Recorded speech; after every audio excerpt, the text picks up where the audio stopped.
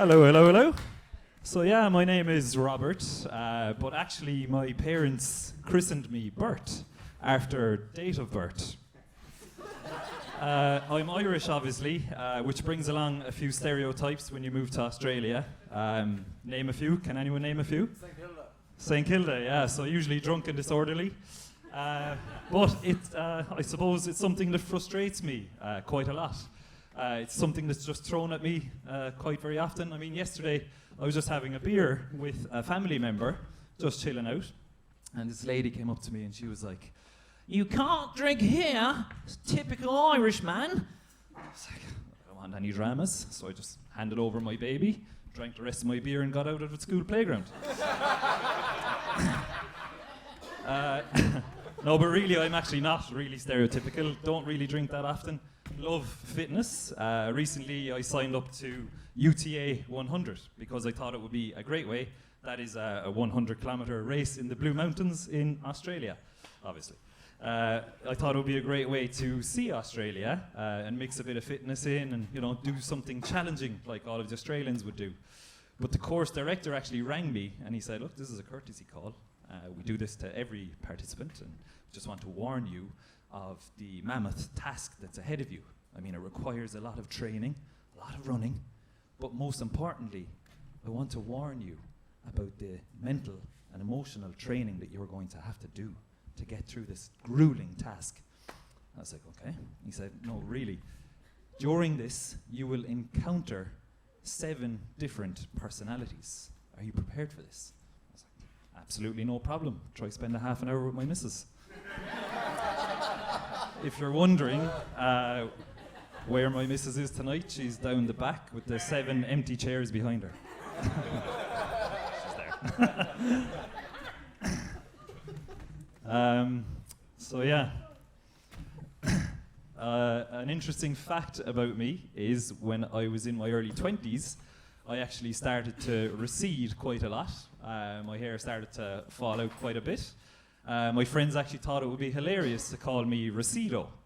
And it just so happened it rhymed with Recedo Rob, so it really stuck. I was kind of self-conscious about this, so I jumped onto Google and I just typed in hair transplant cost Ireland. And the very next day, I was on a plane to Turkey. And you might ask, why would you go to Turkey for a hair transplant? But it's actually because Turkey has a lot of hairy women.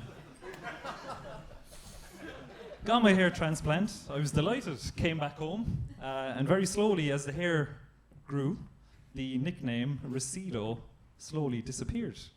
But what I didn't realize was the reason why the hair transplant was so cheap and affordable was because it was actually 50% off that weekend.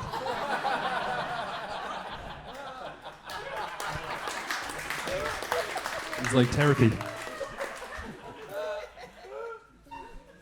And if you think of it, the actual advertisement that I saw said reverse male pattern baldness. So they actually did reverse the pattern of baldness on my head.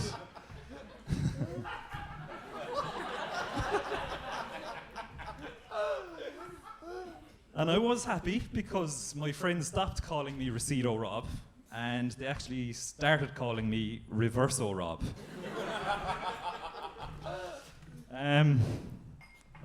This is obviously a very special moment for all of us starting out here tonight on the comedy career.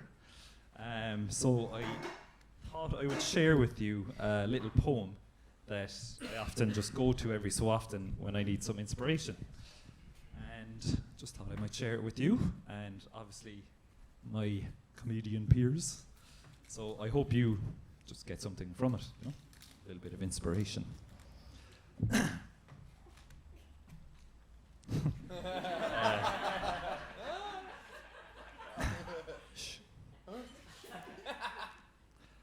Hate has 4 letters, but so does love.